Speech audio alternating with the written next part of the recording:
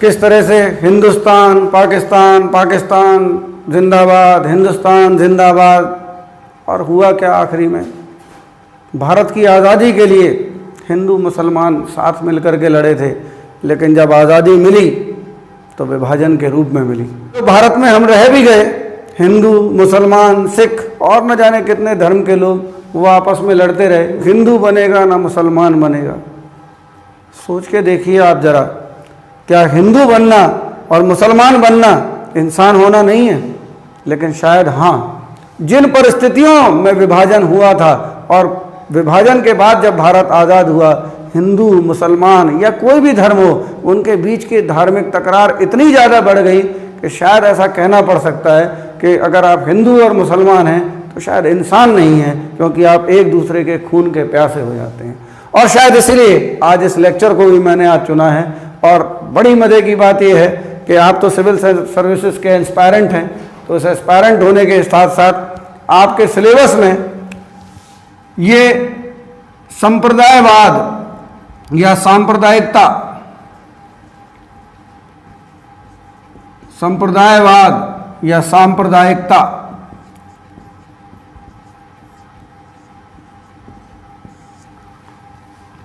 Communalism आपके syllabus में है। कहाँ है? पेपर नंबर 1 में। लेकिन मैं फिर भी मानता हूं कि ये वीडियो हर उस व्यक्ति को देखना चाहिए जिसके अंदर थोड़ा सा भी सांप्रदायिकता है, कि शायद इस सांप्रदायिकता के वास्तविक अर्थ को समझ लेने के बाद आप शायद इस भारत को संप्रदायवाद से दूर कर सकें, क्योंकि सांप्रदायिकता भारत की अखंडता में एक बहुत बड़ी रुकावट है। इस विषय को शुरू करें और आप ये कहें कि शायद सर क्लास में हिंदू मुसलमान करने के लिए आए हैं, तो ऐसा बिल्कुल भी नहीं है। परीक्षाओं में जीएस के पेपर नंबर 1 में जो प्रश्न पूछे गए हैं, सबसे पहले हम लोग आज उसी की चर्चा करेंगे, उसके बाद विषय में आगे बढ़ेंगे। तो सबसे पहले हम लोग जीएस में हाल ही में जो परीक्षा हुई थी वो 2018 यूपी पीसीएस की परीक्षा हुई थी। उसमें पूछा गया एक प्रश्न आपसे मैं पूछता हूँ, मैं आपको बताता हूँ प्रश्न क्या था। मैं आपके सामने लिख रहा हूँ, आप देखते जाइए। प्रश्न था,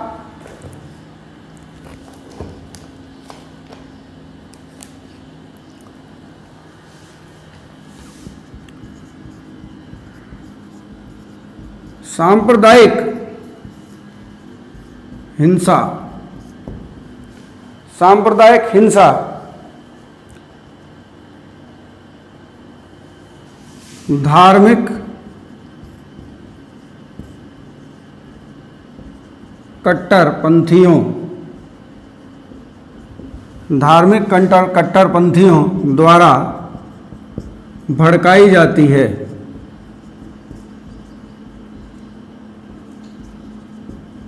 नोट करते जाइए साथ में, भड़काई जाती है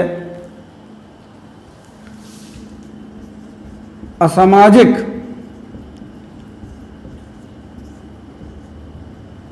तत्वों द्वारा प्रारंभ की जाती है।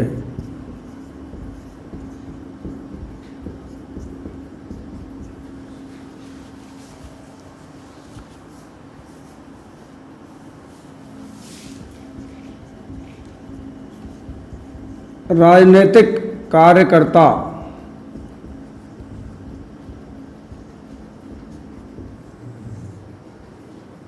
कर्ताओं द्वारा प्रोत्साहित की जाती है।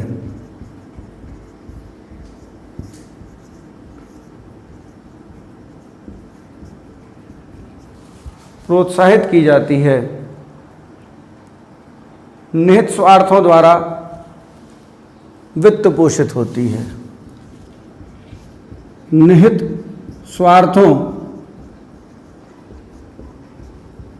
द्वारा वित्त पोषित होती है। टिप्पणी कीजिए।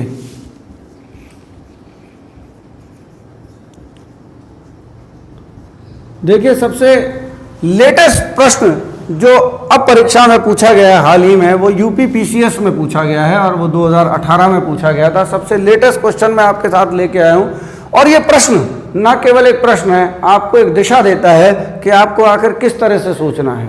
एक सिविल सर्वेंट बनने के लिए आपके अंदर वो कौन सी बातें होना चाहिए जो आपको वास्तव में एक सिविल सर्वेंट बनाए, चाहे आपका धर्म कोई भी हो, क्योंकि सिविल सर्वेंट का कोई धर्म नहीं होता, वो पूरी तरह से पंथ निरपेक्ष होता है। उसके सामने आई समस्याओं का वो निदान न्याय के आधार पर करता है। इसलिए उसको इस बात की समझ होना बहुत जरूरी है कि वो ऐसी कौन सी चीज़ें हैं जो सांप्रदायिकता से प्रभावित होती हैं। देखिए, प्रश्न को मैं एक बार फिर से पढ़ रहा हूँ, और यही वो दिशा है जिसके आधार पर आप प्रश्नों का उत्तर देने में इस प्रश्न समर्थवान होंगे।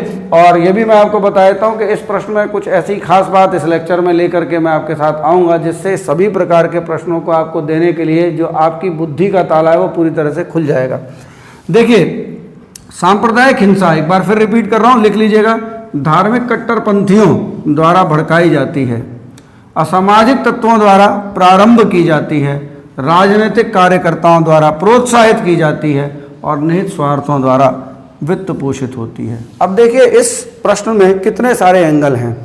पहले तो सांप्रदायिक हिंसा, तो जैसे मैंने आपको शुरुआत में ही बताया था, वो आपस में लोग लड़ रहे थे, इसलिए मैंने कहा था इन नफरत की लाठी तोड़ो, तो आपस में लोग लड़ रहे हैं, तो ये सांप्रदायिक हिंसा है। अब किसी ने इन लोगों को प्रेरित किया हुआ, तो बताइए, धार्मिक कट्टरपंथियों द्वारा भड़काई जाती है, तो ये धार्मिक आप देखते हो गदर के सीन में जानबूझ करके ऐसी बातें की जाती हैं कि लोग सनी देओल को मारने के लिए आ जाते हैं। इसलिए वो वीडियोस मैंने आपको शुरुआत में दिखाए थे, ताकि आप थोड़ा सा कनेक्ट हो सको चीज़ों के साथ में, बस और कुछ नहीं था। असामाजिक तत्वों द्वारा प्रारंभ की जाती है। आप देखेंगे उस सीन के अंदर पहले से लोग तलवार वलवार लेके बैठे हुए थे, आम लोग नहीं थे वो लोग, शायद उनको पहले से इसलिए खड़ा किया गया था कि जरूरत पड़ने पर इसको मार दिया जाए, नहीं तो लाठियां लेके वहां कहां से पहुंच जाते। तो गदर के उस सीन में आप देखते हो तमाम सारे लोग लाठियां लेके, वो लोग वो थे जो असामाजिक तत्व थे, जो इसके लिए हमेशा तैयार रहते हैं कब गड़बड़ समाज में करनी है, कब आतंक फैलाना है। तो देखिए, अब इसका पहला पक्ष तो हुआ, देखिए धार्मिक, जब इसका उत्तर देंगे तो इसी तरह से देंगे, धार्मिक। दूसरा पक्ष असामाजिक, तो इसका दूसरा पक्ष हुआ सामाजिक, सोशलिस्ट, सोशल। राजनीतिक कार्यकर्ताओं द्वारा प्रोत्साहित की जाती है, वो राजनीतिक कार्यकर्ता। अब देखो वहां पर जो लोग बैठे थे, गदर का सीन फिर देखिए, एक तो था वो मौलवी जो इस्लाम कबूल करने के लिए कह रहा था, वो कौन था, धार्मिक कट्टरपंथी। वो अमरीश पुरी जी जो थे वो राजनीतिक थे, और उनके साथ जितने लोग खड़े हुए थे वो भी सब राजनीतिक कार्यकर्ता थे उनके साथ में। तो उसका ये राजनीतिक पक्ष हुआ कि राजनीति कैसे करनी है, अपनी लड़की का भी यूज करता है राजनीति करने के लिए वो। और निहित स्वार्थों द्वारा वित्त पोषित होती है। वित्त पोषित मतलब जब तक पैसा नहीं दिया जाएगा तब तक कोई काम नहीं करेगा। तो पैसा, हिंसा भड़काने के लिए भी ऐसे लोगों को लाया जाता है जो पैसा दे करके आते हैं। तो ये उसका देखिए आर्थिक पक्ष हो गया। तो इस प्रश्न में इतनी सारी बातें छुपी हुई हैं, और मैं समझता हूँ कि आपको इस चैप्टर का या जो टॉपिक है इस पेपर में उसकी इम्पोर्टेंस आपको समझ में आई होगी। आप इसको नोट कर लीजिए प्लीज़, उसके बाद हम लोग आगे बढ़ते हैं। ये बहुत अच्छे लेक्चर्स मैं आपके लिए बना रहा हूँ मेंस वाले, और इसको बहुत अच्छे से आप तैयार कर लीजिए। मैं समझता हूँ अगर आप ना नोट कर पाए हो तो आप कर लीजिएगा पॉज करके। मैं इसको मिटाता हूँ और बढ़ता हूँ अगले प्रश्न की तरफ। वो कब पूछा गया था ये भी देखते हैं। अगला प्रश्न देखते हैं जीएस के फर्स्ट पेपर में। टॉपिक संप्रदायवाद या सांप्रदायिकता, कम्युनलिज्म इंग्लिश में बोलते हैं। अगला प्रश्न जो पूछा गया था वो पूछा गया था आपका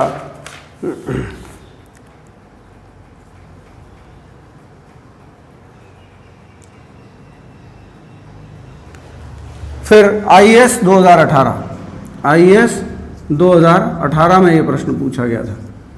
आईएएस 2018 प्रश्न क्या था देखते हैं। सांप्रदायिकता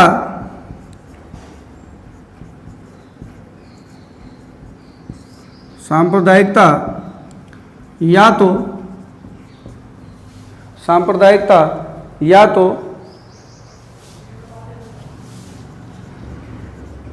शक्ति संघर्ष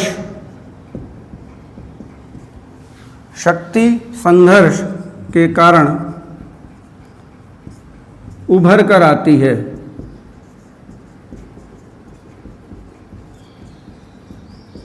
उभर कर आती है, उभर कर आती है, या आपेक्षिक वचन के कारण उभरती है, या आपेक्षिक वचन के कारण उभरती है।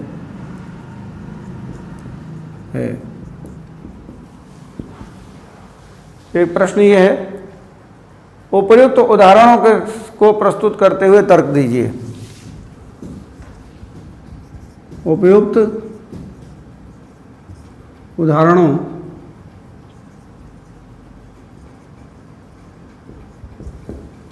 को प्रस्तुत करते हुए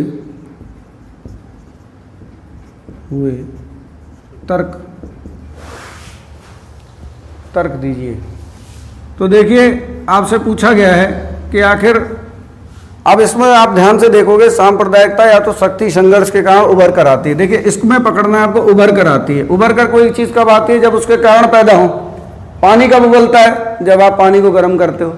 पानी को अगर गर्म नहीं करोगे तो कहाँ से उभर करके आएगा? बिल्कुल नहीं उभरेगा। या फिर आपेक्षिक वचनों के कारण उभरती है। तो देखिए, कहीं ना कहीं सांप्रदायिकता का जो उद्भव होता है उस कारण पर चर्चा करना चाहते हैं, और साथ ही साथ चाहते हैं प्रश्न में कि आप उदाहरण भी दें। तो कंटेम्प्ररी उदाहरण दे सकते हैं, पुराने उदाहरण दे सकते हैं। जैसे जिन्ना का राजनीतिक संघर्ष था, एक शक्ति संघर्ष ही था। वो चाहते थे कि उनको, कायदे आज़म तो कहते ही थे खुद को, वो चाहते थे कि उनको प्राइम मिनिस्टर बनाया जाए, सत्ता उनके हाथ में हो। तो सत्ता के लिए ही संघर्ष था। गदर की कहानी मैंने सुनाई, क्या है? सत्ता का संघर्ष है। बहुत सारे उदाहरण हम लोग देख सकते हैं। इंग्लिश वर्जन में इसका पढ़ देता हूं। Communalism arises either due to power struggle और रिलेटिव डिप्रीवेशन। तो देखिए, इस क्वेश्चन पर हम चर्चा करेंगे। पहले आप जब समझेंगे बात को तब आप समझ पाएंगे किस तरह से सांप्रदायिकता उभरती है। लेकिन इससे पहले मैं प्रश्न आए हुए हैं उस पर जरूर आपको चर्चा करे दे रहा हूँ कि कौन कौन से वो प्रश्न थे जो पूछे गए हैं।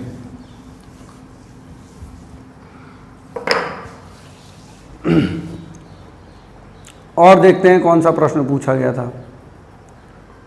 अगला प्रश्न देखते हैं। ये प्रश्न पूछा गया था 2017 में। तो देखिए, आईएएस 2017 का क्वेश्चन है। आईएएस 2017 का क्वेश्चन है। फिर देखते हैं अगला प्रश्न है, स्वतंत्र भारत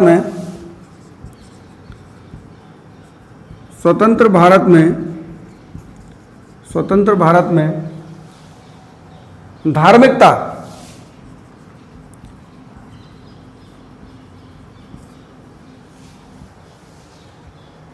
किस प्रकार सांप्रदायिकता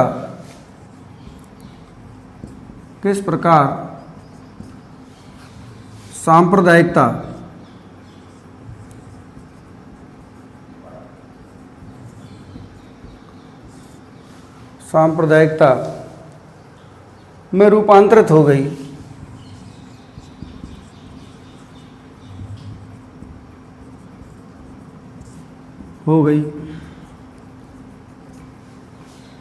सांप्रदायिकता में रूपांतरित हो गई। इसका उदाहरण प्रस्तुत करते हुए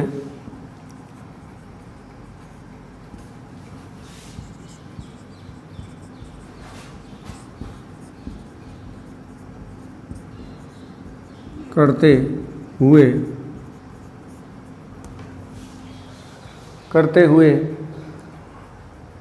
धार्मिकता एवं सांप्रदायिकता के मध्य विभेदन कीजिए। देखिए, धार्मिकता एवं सांप्रदायिकता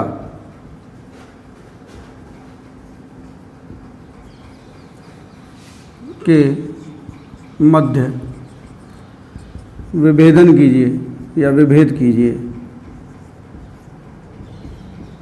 अब देखिए, तीसरा क्वेश्चन पूछा गया। कितना अच्छा क्वेश्चन पूछा गया है इसमें। अब देखिए, इसको भी थोड़ा सा मैं समझ देता हूँ ताकि आपको समझ में आए कि हमको जाना किस दिशा में है। स्वतंत्र भारत में धार्मिकता किस आधार पर सांप्रदायिकता में बदल गई? देखिए, भारत जब स्वतंत्र हुआ तो एक तो कांड हो ही गया था, और वो कांड था भारत का विभाजन, कि हिंदू मुसलमानों के आधार पर दो देश बने। लेकिन उसके बाद भी भारत में क्या रहा, भारत ने यह तय किया कि मैं एक ऐसा देश नहीं बनूंगा जहां पर केवल हिंदू हों, मैं एक ऐसा देश बनूंगा जहां पर हिंदुओं के अतिरिक्त और भी धर्म के लोग रह सकते हों। और ऐसा हुआ भी, और ये माना जा रहा था कि सब लोगों को साथ में सर्वधर्म समभाव के आधार पर हम रखेंगे, ईश्वर अल्लाह तेरे नाम गांधी जी का नारा था। लेकिन क्या हुआ कि भारत जब आज़ाद हुआ, जो लोग यहाँ रह भी गए, उसके बाद भी क्या हुआ कि ये जो धार्मिकता थी, इसका इनडायरेक्टली संबंध एक और टॉपिक से है जिसको हम लोग कहते हैं पंथ निरपेक्षता। क्या कहते हैं हम जिसको, हम पंथ निरपेक्षता। तो धार्मिकता किस प्रकार, सांप्रदायिकता। तो देखिए सबसे पहली बात यहां ये बता रहे हैं कि there is a difference between being religious धार्मिक होने में और सांप्रदायिक होने में, कम्युनल होने में डिफरेंस है।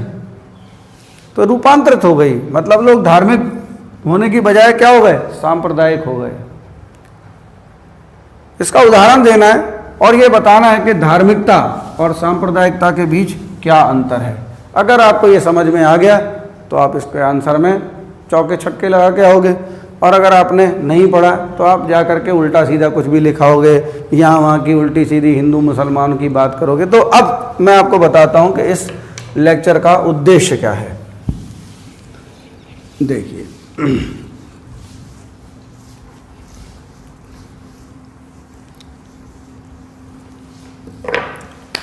कम्युनलिज्म, इस लेक्चर का उद्देश्य जो है, सबसे पहले तो जो लोग एस्पिरेंट्स हैं वो तो आप अच्छे से पढ़िए ही, कोई दिक्कत नहीं है पढ़ने के साथ में।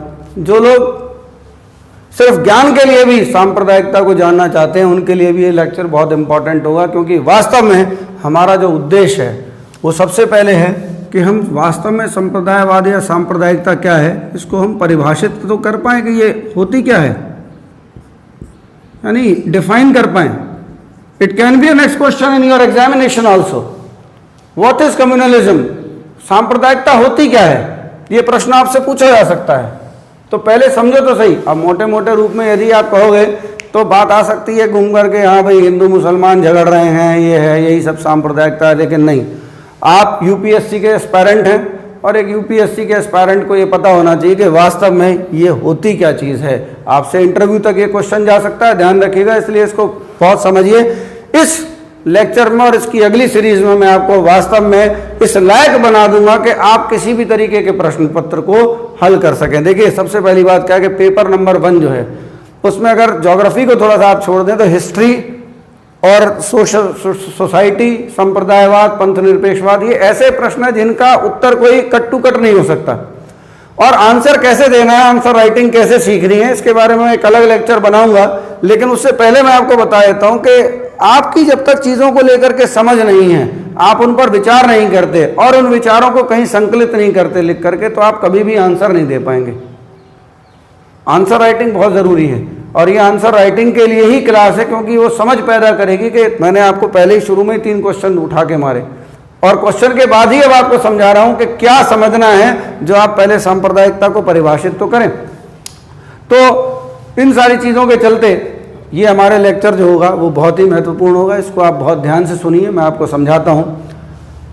तो देखिए 2-3 बातें जो है, और दूसरी बात ये भी आपको पता होना चाहिए कि सांप्रदायिकता को लेकर के हमारे दिमाग में कुछ गलत फहमी जो होती हैं वो भी नहीं होना चाहिए। तो गलत फहमियाँ क्या हैं, परिभाषा क्या है, इन सब बातों को हम आज के लेक्चर में समझेंगे और आगे इसको फिर बढ़ाएंगे। तो देखिए शुरुआत करते हैं अब हम कि किस तरह से हम इसको परिभाषित करते हैं। तो देखिए सबसे पहली बात क्या है कि संप्रदायवाद जो है या सांप्रदायिकता जो है वो वास्तव में इसके 3 तत्व होते हैं। कितने? 3 तत्व हैं, या यूं भी कह सकते हैं कि इसके 3 चरण हैं। और बारी बारी से हम सारे चरणों को समझेंगे कि कैसे एक समाज के अंदर, एक देश के अंदर सांप्रदायिकता पनपती है, इसको हम लोग समझेंगे। अब तो बढ़ते हैं आगे।